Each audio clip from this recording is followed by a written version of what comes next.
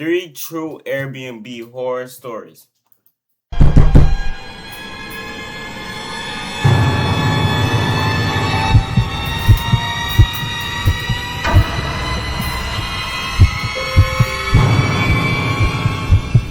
This story happened a few weeks ago when my girlfriend and I wanted to celebrate our 2-year anniversary together. So, there was no better way to do it than to go on a short getaway, far from the busy city life we were used to.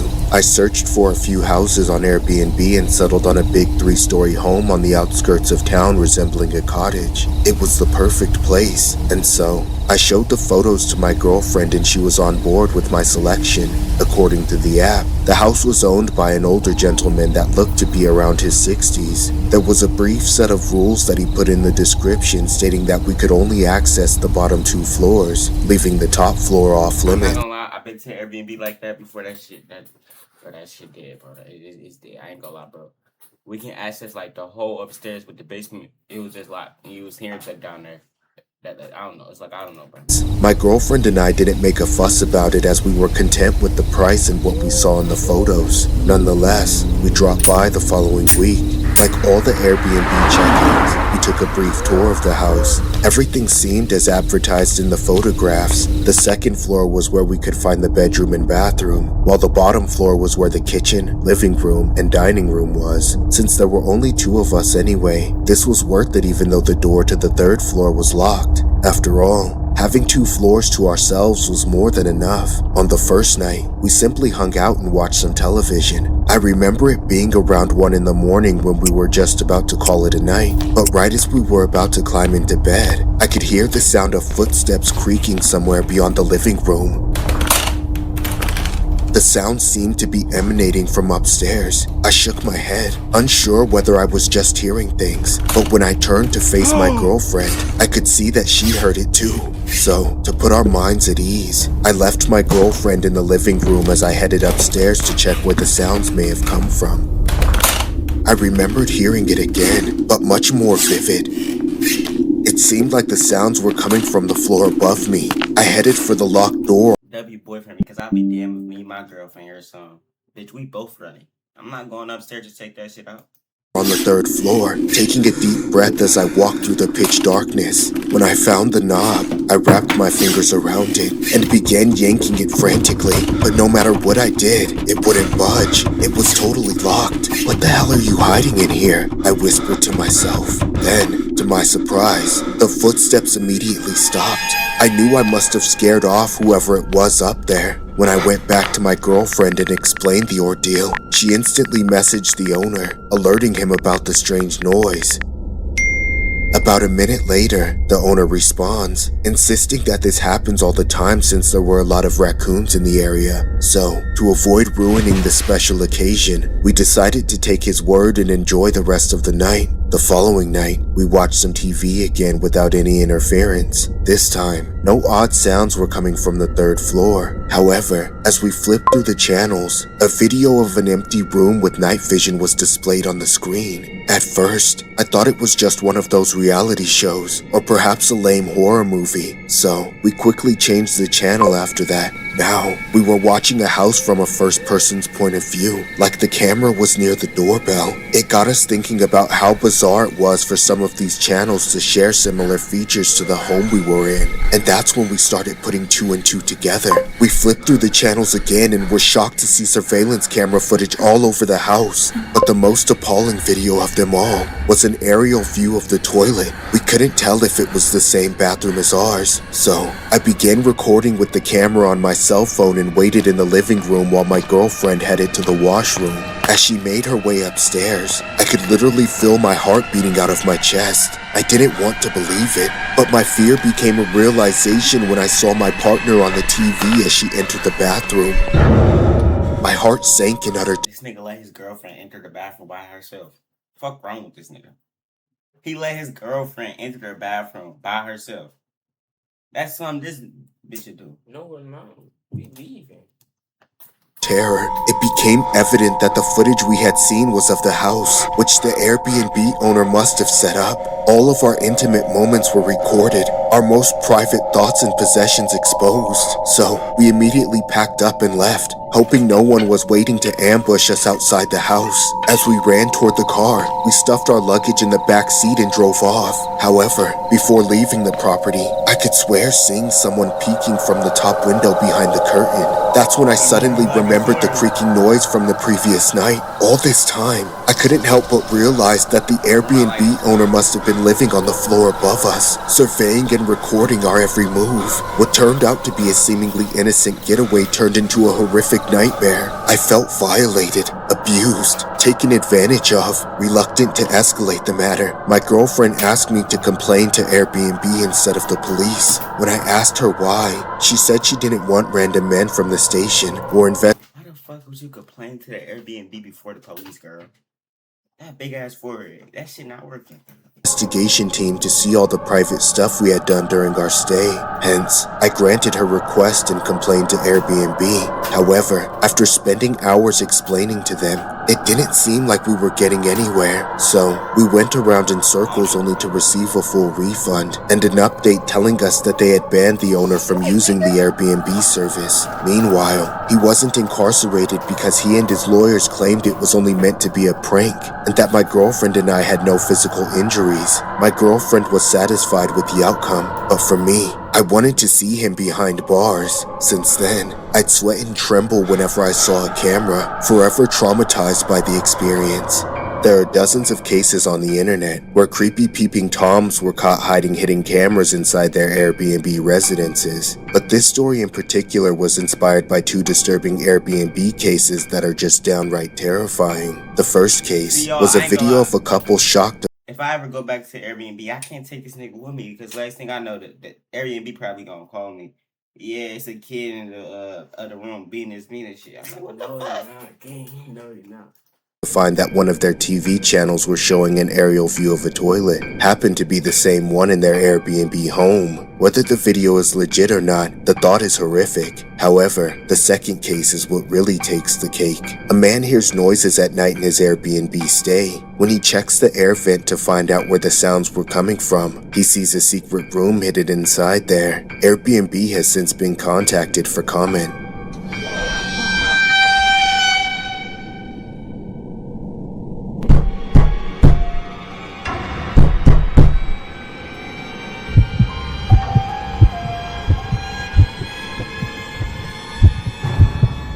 This happened several years ago around the holidays, which was also my girlfriend's birthday at the time. I wanted to do something romantic for her and get us a nice place to stay at for a few days as a present. It was a good idea in theory. Having a relaxing getaway with just the two of us in the middle of all the holiday traveling and family visiting.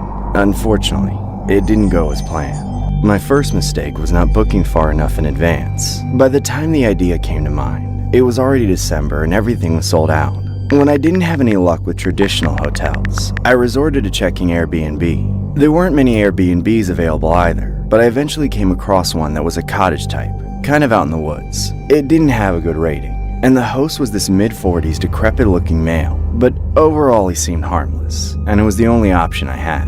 So out of desperation, I booked it. Fast forward a couple weeks later, and it was my girlfriend's birthday weekend. When we finally checked in the Airbnb retreat, the first thing we noticed was just how big it was. Aside from that, I thought it wasn't in the greatest shape, but my girlfriend was enamored with the cottage aesthetic, so I was glad she was enjoying her present. We met the host briefly at the front door. Then he showed us to our room and basically left us to our own. Imagine that's really how the host look. Like, you gotta start. Sometimes you gotta imagine. I would not buy a house. You kind of like this nigga back from devices. Although, as he was leaving, he mentioned something I didn't quite register in the moment, not until after everything else went down. I'll leave you two be now. You won't even know I'm here. I'm pretty good at going unnoticed. Thank you. That was weird, right? Meh, at least we have the whole place to ourselves. Yeah, you're right. Come on, let's check out the house. We spent the next few minutes touring the entire house, which took us a while as it was a fairly big property. Everything was decent enough to my standards, and it seemed like my girlfriend was content with the Airbnb. However, there was... So there's actually Airbnbs where you get there and the host's still there, and you got to collect the keys there. Every time I go to Airbnb, they tell us where keys at. There was one problem that was very unsettling once we noticed it. On all the windows in the house, there were no blinds or curtains of any kind. There were rods above the windows which made it obvious that there had been blinds there, but they had all been taken down. There wasn't even a curtain on the window in the bathroom. Obviously at that point, we were a little freaked out and concerned for our privacy. I texted the host and told him this was a serious problem.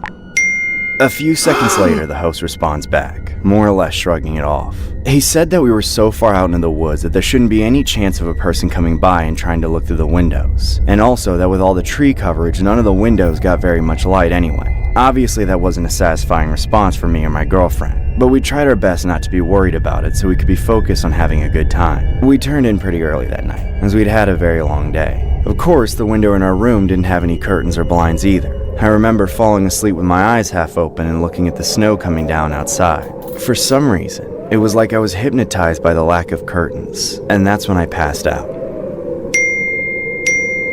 Hours later, around 4 in the morning, I woke to the sound of several notifications coming through my phone. I was very groggy and delirious, but I figured it might be important, so I forced myself to roll over and check it. It was Airbnb messaging me, and when I saw what my phone read, I couldn't believe it. Airbnb was telling me to pack all my belongings and leave the property immediately. It felt like my entire world was crashing down before me. It almost seemed like I was dreaming.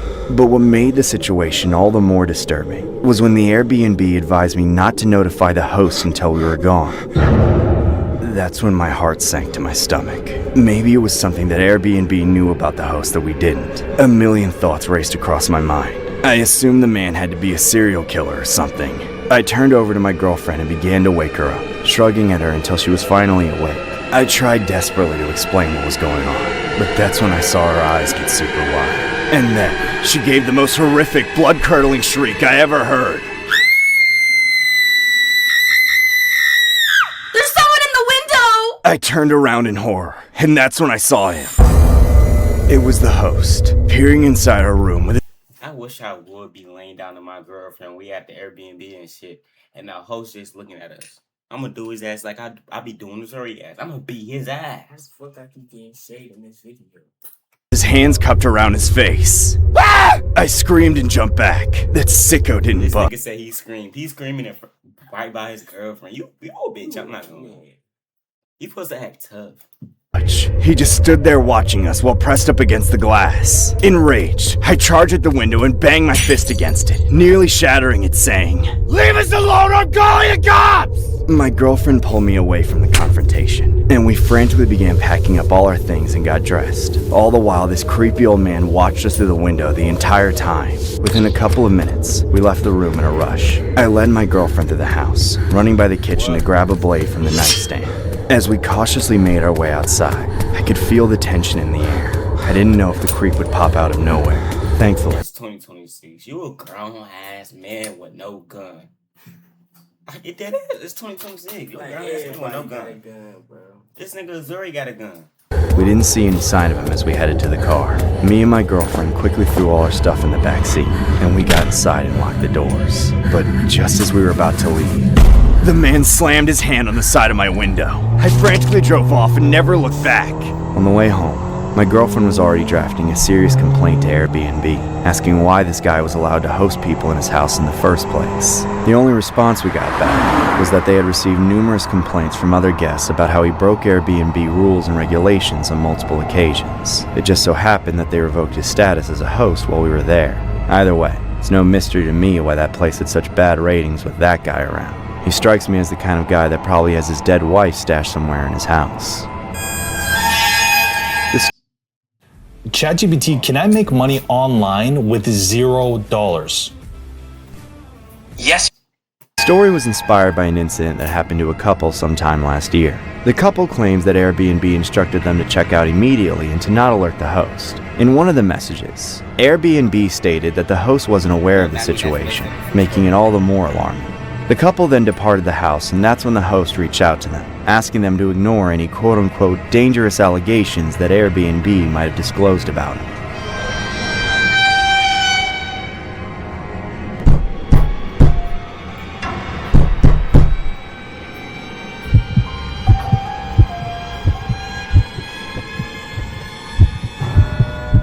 This happened back in 2015 when I used to live in a 2-bedroom apartment. My roommate had recently moved out, so I was suddenly struggling to pay rent on my own. That's when I was swayed by the thought of renting out my spare room as an Airbnb on the weekends. My parents helped me furnish the guest room, and when I had guests over on the weekends, I would go over to their place and stay with them. Things were fine for a while, until the first time I rented out the room to some guy named Kenny. He was a few years younger than me and looked like an edgy incel with a wannabe rock star haircut. It was clear that he was at least a bit of a creep from the beginning, but at the time I wasn't concerned enough about who I let stay in my home. I knew my profile picture would probably attract a lot of men to the listing, but I didn't really care. I was gone while the guests were there, so nobody could ever create a problem, but Kenny found— I'm not gonna lie, I don't know why some people do this, but bro, if I had a guest room, I'm not renting it out on Airbnb.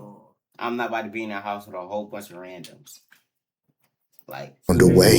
He would constantly text me strange things like, "What kind of soap do you use in the shower?" or "Which bed do you sleep on?" It was annoying, but I knew he would be gone in a couple of days or so. But just when I thought I'd seen the last of him, he booked the next weekend immediately. I rolled my eyes about it, not expecting this to become a routine thing, but this was only the beginning of Kenny being a regular guest. In fact, once he showed up, he was basically the only guest. This meant I didn't have to worry about not getting the rental income, but it came at the cost of having to deal with every unbearable interaction with him at check-in. He got in the habit of showing up 2 hours early while I was still preparing the room for him, and he would just sit outside my front door, waiting for me to come out. At 3 p.m. sharp, the actual check-in time, I would squirm out of the door awkwardly and give him the keys, then rush out of there like I had somewhere really important to be. "Hey, where are you going? You can talk to me. I'm a nice guy." I didn't look back. I got out of the building as quickly as possible. I didn't know if the guy was mentally ill or not, but I wasn't trying to stick around to find out. But unfortunately, things got more disturbing from that point on. One night, I started hearing things while falling asleep. There would be a noise somewhere in my apartment, making me feel like I wasn't alone. I remember getting up and shuffling through the dark to check my front door.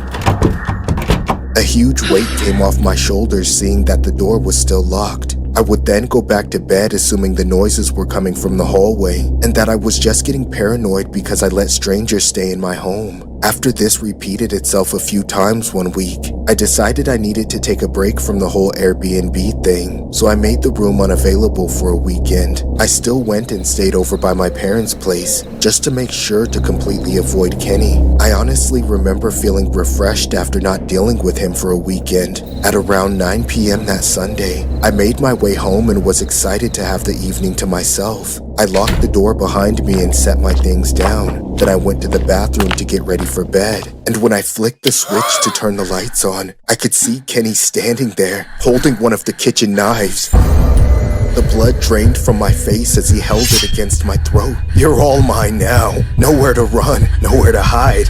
Please don't do this, Kenny. You can stay here as long as you like. that's some freaky ass shit. It's already said, "You all mine now." Yo, gang, why you keep Like, on sharing type me? of I would never freaky say, ass shit is that? nothing like this. I would dead never Like- say nothing. "Don't bargain with me. I'm gonna get exactly what I want." I tried to back away, but he closed the distance between us and started to force me backwards, cornering me into my bedroom. There, I tried to scream for help, but it was already far too late. Kenny shoved me onto the bed and forced me down, holding me with one hand and keeping the knife at— What type of porn I'm skit is saying, this? dead seriously, gang.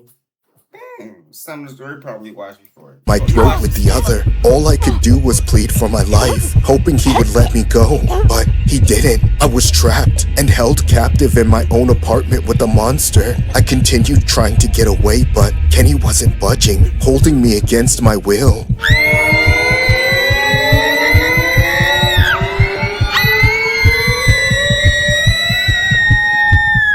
After several horrendous, excruciating minutes, Kenny was done. He got up and began to rob me of my phone and other valuables, just for good measure as he bolted out of the front door. When I was able to collect myself enough to get help, I had to get out an old iPad and use it to contact my parents so they could call the police for me. I sat in the corner of my bedroom armed with a knife as I waited for my parents and law enforcement to arrive. 15 minutes felt like 15 hours as I waited in constant fear, not knowing if the police would show up in time or if Kenny was going to break into my house again. When they finally arrived, the cops searched the area and were unable to find Kenny. However, it wasn't hard for them to find him. They arrested him at his apartment the very next day. They knew who he was from his Airbnb profile, which had all of his information. Over the course of the investigation that followed, it was discovered that Kenny's obsession with me ran deeper and went on for much longer than I had ever thought. He made a copy of my key early on and was using it to sneak into my apartment.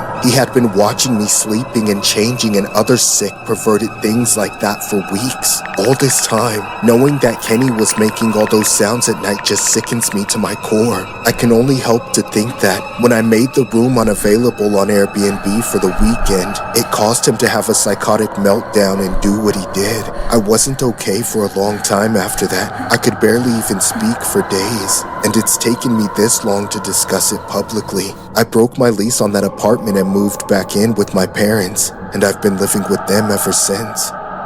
This story was inspired by Yeah, I feel her. After that, I'm not living in my own house. a case that happened to a 29-year-old woman returning to her Airbnb from a New Year's Eve night out in New York. The suspect hid in her bathroom and then held her at knife point upon her arrival. It was alleged that he had copied her keys to the Airbnb prior to the whole ordeal. Just goes to show how a harmless outing can turn dangerous real quick. No nigga, Airbnb paid $5 million. You know this nigga don't got no motherfucking $5 million.